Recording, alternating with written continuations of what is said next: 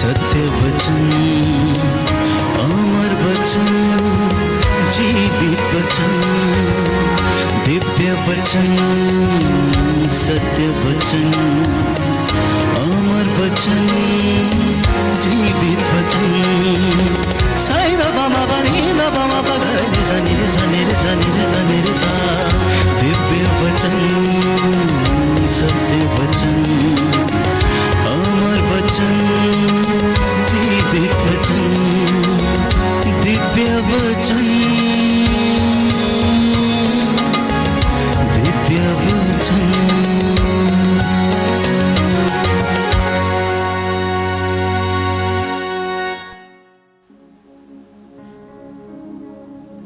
सबको जय यीशु की। आज के इस पवित्र दिन में मैं प्रभु यीशु के नाम पर आप सभी का स्वागत करता हूं और प्रभु यीशु में आप सभी लोगों की सलामती चाहता हूं। बाइबल हमें बताती है अय्यूब नबी का ग्रंथ अध्याय 5 पद संख्या 17 कि धन्य है वह मनुष्य जिसे ईश्वर सुधारता है, इसलिए तुम सर्वशक्तिमान के अनुशासन की उपेक्षा मत करो। धन्य है वह मनुष्य जिसे ईश्वर सुधारता है, इसलिए तुम सर्वशक्तिमान पिता ईश्वर के अनुशासन की उपेक्षा मत करो। प्रियजनों, अनुशासन जिंदगी में बहुत महत्वपूर्ण है। चाहे वह विद्यार्थी के जीवन में हो, चाहे वह प्रभु के दास के जीवन में हो, चाहे वो सेवकाई करने वाले के जीवन में हो, और चाहे वह लोकधर्मी के जीवन में क्यों ना हो। अनुशासन जिंदगी के हर पायदान पर हर मनुष्य के लिए अत्यंत महत्वपूर्ण है। और बाइबल इस विषय में बताती है कि धन्य है वह मनुष्य जिसे ईश्वर सुधारता है। वो धीरे धीरे उसे दंड देता है, क्योंकि वो चाहता है कि हम परिपक्वता प्राप्त करें। वो चाहता है कि हम परखे जाएं। वो चाहता है कि जिस तरह सोना आग में तपाया जाता है और वह निखरता है और वह शुद्ध होता है, वैसे ही परमेश्वर हमें भी दुख की भट्टी में, प्यारे भाइयों और बहनों, परखता जाता है। इसलिए हम अपनी जिंदगी में अपने आप से पूछें कि क्या वास्तव में मेरे आध्यात्मिक जीवन का अनुशासन प्रभु की इच्छा के अनुसार है या नहीं है। क्योंकि बाइबल हमें बताती है कि आशीषें पाने के लिए हमें अनुशासन में बढ़ना जरूरी है। बरकतों को प्राप्त करने के लिए अनुशासन में बढ़ना जरूरी है। हम अनेक संतों के जीवन में, महात्माओं के, ऋषियों मुनियों के जीवन में हम देखते हैं कि उन्होंने आध्यात्मिकता की पराकाष्ठा तक पहुंचने के लिए प्रयत्न किया, तप किए, उपवास किए। प्रभु यीशु मसीह ने भी ऐसा ही किया। शैतान से लड़ने के लिए उन्होंने अपने आप को अनुशासित किया। जब उनकी परीक्षा हुई तो प्रियजनों, उन्होंने 40 दिन और 40 रात उन दिनों में प्रभु के सामने घुटने टेके और उपवास और प्रार्थना में बिताए, और वह शैतान का सामना करने में समर्थ रहे। क्रूस ढोने से पहले वो सारी रात घुटना टेक कर गेत्सेमनी बाग में औंधे मुंह गिरकर प्रार्थना करते रहे। एक स्वर्गदूत उनके सामने आकर खड़ा रहा और उन्हें ढारस बंधाता रहा। बाइबल कहती है कि संध्या समय आदत के अनुसार यीशु मसीह पहाड़ी पर जाते, एकांत में जाते और पिता से बातें करते, प्रार्थना किया करते थे। उनके जीवन में बहुत सारा अनुशासन था, लेकिन हम मनुष्य अपने जीवन में अनुशासित नहीं रह पाते हैं। ये हमारी कमजोरी है, और इसी कमजोरी में कई बार लोग, प्यारे भाइयों और बहनों, बर्बाद हो जाते हैं। तो यदि इंसान को अनॉइंटिंग में, अभिषेक में, अनुग्रह में आगे बढ़ना है तो उसे अपने जीवन में अनुशासित होना पड़ेगा। हालेलुया। हालेलुया। यीशु की स्तुति हो, यीशु की स्तुति हो। यीशु को धन्यवाद। यीशु को धन्यवाद। स्तोत्रकार कहता है, स्तोत्रकार कहता है, यदि मैं तेरी आज्ञाओं का यदि मैं तेरी आज्ञाओं का ध्यान करता रहूंगा ध्यान करता रहूंगा तो मुझे कभी हताश नहीं होना पड़ेगा। कभी हताश नहीं होना पड़ेगा। तेरी शिक्षा का पालन करने से ही तेरी शिक्षा का पालन करने से ही नवयुवक निर्दोष आचरण कर सकता है। क्योंकि ये आज्ञाएं दीपक हैं। यह शिक्षा ज्योति और अनुशासन की डांट है। Hallelujah, hallelujah, hallelujah, hallelujah. तो ये अनुशासन हमें कैसे मिलता है? बाइबल कहती है ईश्वर की आज्ञाओं का पालन करने से। कक्षा में एक टीचर बच्चों को शिक्षा देती है। स्कूल में नियम, कायदे और कानून है। यदि विद्यार्थी उसका पालन करता है तो वह उन्नति प्राप्त करता है, परीक्षाओं में सफलता प्राप्त करता है और वह ऊंचे मुकाम पर जाता है।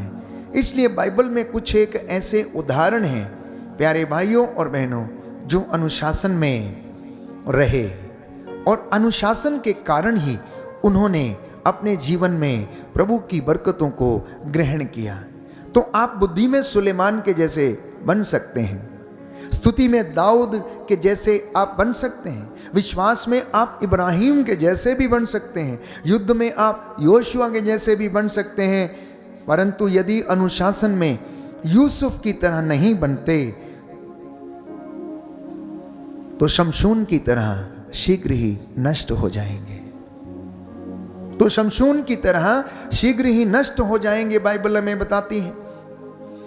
क्योंकि शमशून प्यारे भाइयों और बहनों, जिसे परमेश्वर ने तमाम सामर्थ्य प्रदान किया था, उसकी शक्ति उसके बालों में थी, लेकिन वह एक स्त्री के वश में आकर उसकी गोद में सो गया और उन्होंने षड्यंत्र के अंतर्गत उसके बालों को काट डाला और उसकी सारी शक्ति उससे निकल गई। और बाइबल कहती है कि वह कम से कम 2 वर्ष तक बंदी गृह में रहा और जब उसके बाल पुनः बढ़ने लगे तब वो सामर्थ्य परमेश्वर ने उसे फिर से दिया। तो आध्यात्मिक जीवन में अनुशासन का होना अत्यंत आवश्यक है। हमारे जीवन में यह आशीषों को बनाए रखता है। प्यारे भाइयों और बहनों, यदि व्यक्ति के जीवन में यह अनुशासन नहीं है तो वह शीघ्र ही भटक जाता है। उत्पत्ति ग्रंथ में अध्याय 50 पद संख्या 20 में हम पढ़ते हैं, सुंदर उदाहरण है यूसुफ के जीवन के विषय में। यूसुफ जब अपने भाइयों से मिला तो वो उनसे कहता है कि आपने मेरे साथ बुराई करनी चाहिए, किंतु ईश्वर ने उसका बदला तुमसे नहीं लिया। इस प्रकार उसने बहुत से लोगों के प्राण बचाए। ना ही यूसुफ ने अपने भाइयों से उनके द्वारा की गई हरकत का बदला लिया। वो उनसे कहता है कि तुम मेरे विषय में षड्यंत्र रचते रहे, तुमने मुझे बेच दिया, अन्याय के लिए मुझे बेच दिया, मेरे पिता से तुमने मुझे अलग कर दिया, मेरे पिता से तुमने झूठ बोला, मुझे गड्ढे में डाल दिया। विपत्ति ने मेरा पीछा नहीं छोड़ा, मुझे बंदी गृह में डाल दिया गया। मैंने भलाई की लेकिन दुनिया मुझे धोखा देती रही। मुझे प्रलोभन में डालने का प्रयास किया गया, मुझे प्रलोभन में डालने का प्रयास किया गया, लेकिन परमेश्वर ने मेरी भलाई की। हालांकि ईश्वर मुझे उनके हाथ से छुड़ाने के लिए वहां पर नहीं आया। तुमने मुझे गुलाम सौदागरों के हाथों बेच डाला, वे मुझे बचाने नहीं आए। ना ही उसने मेरा कुर्ता वापस किया और ना ही उसने पोतीफर की पत्नी को गलत काम करने से रोका। परमेश्वर चाहता तो पोतीफर की पत्नी को रोक सकता था, लेकिन उसने नहीं रोका। उसकी पत्नी ने यूसुफ को प्रलोभन दिया, वो उसके साथ रमण करना चाहती थी, लेकिन यूसुफ ने इनकार कर दिया और वो वहां से भाग गया। और इसी के चलते उन्होंने उसे बंदी गृह में डलवा दिया। परमेश्वर चाहता तो उसे बंदी गृह में जाने से रोक सकता था, लेकिन परमेश्वर ने ऐसा नहीं किया। उसने उन लोगों को मुझे बचाने भेजा जिनके साथ मैंने भला किया था। इसके बावजूद उसने मुझे छोड़ा नहीं, यूसुफ कहता है। इसके बावजूद ईश्वर ने मुझे छोड़ा नहीं, हालांकि वो मुझे बचाने के लिए नहीं आया, उसने मेरा अभिषेक किया, उसने मुझे आत्मा से भर दिया। और बाइबल कहती है उत्पत्ति ग्रंथ अध्याय 41 पद संख्या 38 में कि फिरौन ने दरबारियों से कहा कि क्या हमें इस मनुष्य की तरह कोई ऐसा व्यक्ति मिल सकता है जिसमें ईश्वर का आत्मा विद्यमान है। फिरौन इस बात को स्पष्ट करता है, फिरौन इस बात को कहता है कि क्या हमें यूसुफ के जैसा कोई ऐसा व्यक्ति मिल सकता है जिसमें ईश्वर का आत्मा विद्यमान है। और इसके बाद फिरौन ने यूसुफ से कहा, जब ईश्वर ने तुम पर ही सब कुछ प्रकट किया है तो तुम्हारी तरह समझदार और बुद्धिमान कोई नहीं मिल सकता। तो तुम्हारी तरह कोई भी समझदार और बुद्धिमान नहीं मिल सकता, इसलिए उसने उसे प्यारे भाइयों और बहनों राज्य का प्रधानमंत्री बना दिया। तो राजा फिरौन ने अंगीकार किया कि परमेश्वर का आत्मा यूसुफ में निवास करता है। प्रियजनों, हो सकता है कि आपका सब कुछ खो गया हो सकता है कि आपने सब कुछ गंवा दिया हो सकता है आपके जीवन में बड़ा कष्ट हो सकता है कि आपके जीवन में बहुत बड़ी बीमारी हो, ऐसा लगता हो कि अब हम जी ना पाएंगे। लेकिन आप ढारस रखिए, विश्वास रखिए। दो ही बातें आवश्यक हैं, ईमानदारी और वफादारी। प्यारे भाइयों और बहनों, बाइबल हमें बताती है, परमेश्वर का वचन कहता है कि तुम ईमानदारी और वफादारी को अपने गले में बांधे रखो और वो तुमको आशीष प्रदान करेगा। बोलो आमेन, आमीन, हालेलुया, हालेलुया, हालेलुया, हालेलुया। प्रभु का वचन कहता है, प्रभु का वचन कहता है, सूक्ति ग्रंथ अध्याय 13 पद संख्या 18, जो अनुशासन की उपेक्षा करता है, जो अनुशासन की उपेक्षा करता है, उसे दरिद्रता और अपमान सहना पड़ेगा, किंतु जो डांट का ध्यान रखता है, वह सम्मानित होगा। Hallelujah, hallelujah, hallelujah, hallelujah. कितनी सुंदर बात है। सूक्ति ग्रंथ अध्याय 13 पद संख्या 18, book of Proverbs chapter 13 verse 18, कि जो अनुशासन की उपेक्षा करता है, अर्थात जो अनुशासन को, डिसिप्लिन को स्वीकार नहीं करता, जो अपनी मनमानी करता है, उसे दरिद्रता और अपमान सहना पड़ेगा। दरिद्रता मतलब गरीबी उसे सहनी पड़ेगी, देखनी होगी, वो कंगाल हो जाएगा और उसे सम्मान नहीं मिलेगा। किंतु जो डांट का ध्यान रखता है, जो शिक्षा को स्वीकार करता है, वो क्या होगा? सम्मानित होगा, वो सम्मानित होगा।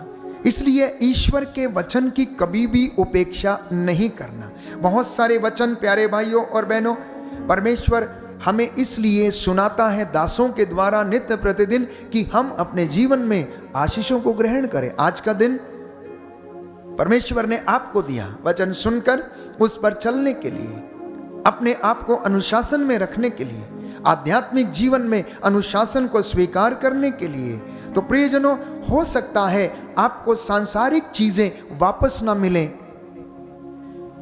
क्योंकि आपने उन्हें खो दिया है, परंतु परमेश्वर अपने भंडार से आपको आशीष अवश्य प्रदान करेगा। बोलिए आमेन, आमीन, हालेलुया, हालेलुया, हालेलुया, हालेलुया। क्योंकि वह अपनी भलाई सदा बनाए रखता है, उसकी भलाई सदा के लिए बनी रहती है। परमेश्वर ने अपने अंदर की भलाई से यूसुफ को भर दिया, हालांकि वो साक्षात रूप से उसके सामने उसे बचाने के लिए नहीं आया, ना ही उसने किसी व्यक्ति को वहां पर भेजा, लेकिन परमेश्वर ने अपनी आंतरिक भलाई से यूसुफ को भर दिया और वो ईमानदार रहा। उसकी ईमानदारी और वफादारी के कारण परमेश्वर ने उसे आत्मा के वरदान से भरा, उसे आत्मा प्रदान किया, ईश्वरीय बुद्धि से उसे ओतप्रोत किया, उसे समझदारी से भर दिया, उसे साहस से भर दिया। वो निडरता पूर्वक राजा के सामने खड़ा रहा, वो निडरता से पोतीफर की पत्नी का सामना करता है और बड़े साहस के साथ उससे रमण करने के लिए वो मना करता है। ये ईश्वर का आशीर्वाद था। और बाइबल कहती है यदि कोई धनी बनता है तो वो ईश्वर के आशीर्वाद से धनी बनता है। इंसान पैसे से धनी नहीं होता है प्रियजनों। यदि लोग पैसे से धनी बनने लगते तो प्रियजनों उनके जीवन में पाप, अश्लीलता, अनेक प्रकार की बुराइयां नहीं होती। वास्तव में धनी व्यक्ति तो वो है जिसे परमेश्वर ने समझदारी, बुद्धि, आत्मा और सत्य बोलना, प्रेम करने का वरदान प्रदान किया है, सहनशीलता का वरदान प्रदान किया है। जो सत्य बोता है, ईमानदारी के रास्ते पर चलता है, परमेश्वर की निगाहों में वही सबसे धनी है। तो आज यूसुफ के जीवन से प्रियजनों हम सीख सकते हैं कि जिस तरह से यूसुफ के साथ उसकी पूरी जिंदगी में गलत होता रहा, हो सकता है मेरे और आपके साथ भी ऐसा होता रहे, लेकिन आप परमेश्वर के अनुग्रह में बढ़ते रहें। परमेश्वर आपको अपना आत्मा देना चाहता है और आपको वह ऊपर उठाना चाहता है। आज परमेश्वर आपको वह सब कुछ देना चाहता है जो उसने निर्धारित किया है। इसलिए बाइबल हमें बताती है, यिर्मयाह नबी का ग्रंथ अध्याय 32 पद संख्या 40 कि मैंने उनकी भलाई करने में कभी भी कोताही नहीं बरती। अर्थात मैं उनकी भलाई करने से कभी विमुख नहीं होऊंगा। मैं अनंत काल से इन्हें प्रेम करता आ रहा हूं। हे यूदा, जब तू छोटा था, जब तू बालक था, तू अपनी मां की गोद में खेलता था और मैंने उस समय तेरी भलाई की और तेरे बाल पक जाने तक भी मैं ऐसा ही करूंगा, क्योंकि मुझे तेरी भलाई करने में आनंद आता है। रोमियो के पत्र अध्याय 8 पद संख्या 32 में प्रभु ये कहता है, क्योंकि यीशु ने अपने आप को हमारी भलाई के लिए दे दिया है। बोलिए आमीन, आमीन, हालेलुया, हालेलुया। हे प्रभु यीशु, हे प्रभु यीशु, मैं विश्वास करता हूँ मैं विश्वास करता कि हूँ आपने अपने आप को मेरी भलाई के लिए दे दिया है। Hallelujah, hallelujah, hallelujah, hallelujah, hallelujah, hallelujah. तो बाइबल हमें बताती है, योहन का सुसमाचार अध्याय 3 पद संख्या 16 कि ईश्वर ने इस दुनिया से इतनी मोहब्बत की कि उसके लिए अपने इकलौते बेटे को कुर्बान कर दिया। और उस इकलौते बेटे ने हम लोगों से यह कहा कि मैं अपनी शांति तुम्हारे लिए छोड़ कर जा रहा हूं। ये शांति संसार की शांति के जैसी नहीं है। रोमियो के पत्र अध्याय 14 पद संख्या 17 में वो कहता है कि इसी के साथ वो आपको अपनी शांति देता है, क्योंकि ईश्वर स्वयं शांति है, ईश्वर स्वयं प्रेम है। तो जो व्यक्ति जो चीज है वो आपको वही दे सकता है। यदि ईश्वर दयालु है तो वो आपके ऊपर दया करता है, यदि वो प्रेममय है तो वो आपसे प्रेम करता है, यदि वो शांति से भरा है तो वो आपको शांति प्रदान करके गया, यदि वो सहनशीलता से भरा है तो इसीलिए वो हमारे पापों को अनदेखा करता है। अन्यथा हम में से कोई भी उसके सामने, उसकी नजरों के सामने टिक नहीं सकता। प्रियजनों, मनन चिंतन का विषय है। आज बाइबल हमें बताती है कि वो समय आ रहा है और आ ही गया है जब पवित्र आत्मा में परमेश्वर का आनंद लोग प्राप्त करेंगे और आत्मा और हृदय की सच्चाई से उसकी आराधना करेंगे।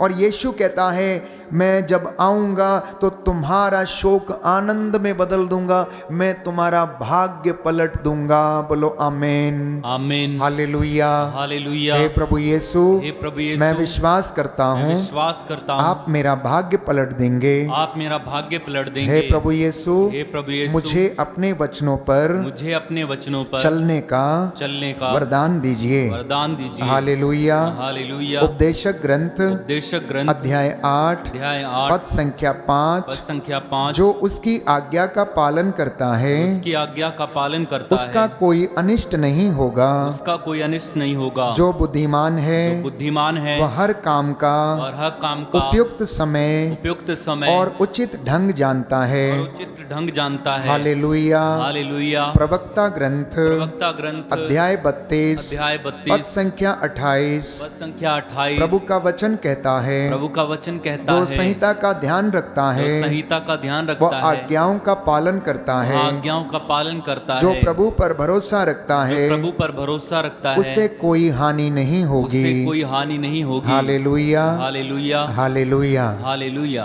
तो प्रियजनों, आज का दिव्य वचन मेरी और आपकी उन्नति के लिए है, मेरे और आपके उद्धार के लिए है, मेरे और आपकी आध्यात्मिक उन्नति के लिए है। परमेश्वर का अनुग्रह हम पर उतरे, हम इस विशेष कृपा के लिए प्रार्थना करेंगे।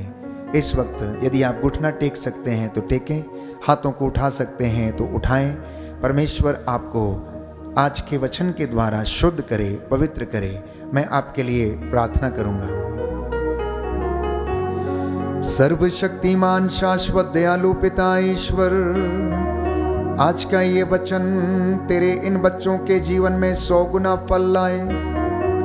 हे प्रभु, हम अपने जीवन में अनुशासन को ग्रहण करें और तेरे वचनों पर चलकर तेरी आशीषें और बरकतों को प्राप्त कर सकें। तू अपने वचनों को हमारे जीवन में पूरा हो जाने दे। तेरी आत्मा हमारा पथ प्रदर्शन करे और हमें जीवन प्रदान करे। हमारे कामकाज पर, खेत खलिहानों पर, हमारे चौखटों बिछौनों आटा गूंदने की परात, हमारे बच्चों पर, रिश्तेदारों पर, हमारे दफ्तरों पर आशीष प्रदान कर। तेरी रूह का ताजा मसा हमें प्रदान कर। हे पिता परमेश्वर, हम तुझसे प्रार्थना करते हैं आज के इस वचन के द्वारा तेरे बच्चों के जीवन में शांति आ जाए, चंगाई आ जाए। हमें आशीष प्रदान कर, हम पूरे दिन भर में तेरी महिमा करते जाए। हमारी प्रार्थना सुन ले हमारे उद्धारकर्ता यीशु प्रभु के द्वारा।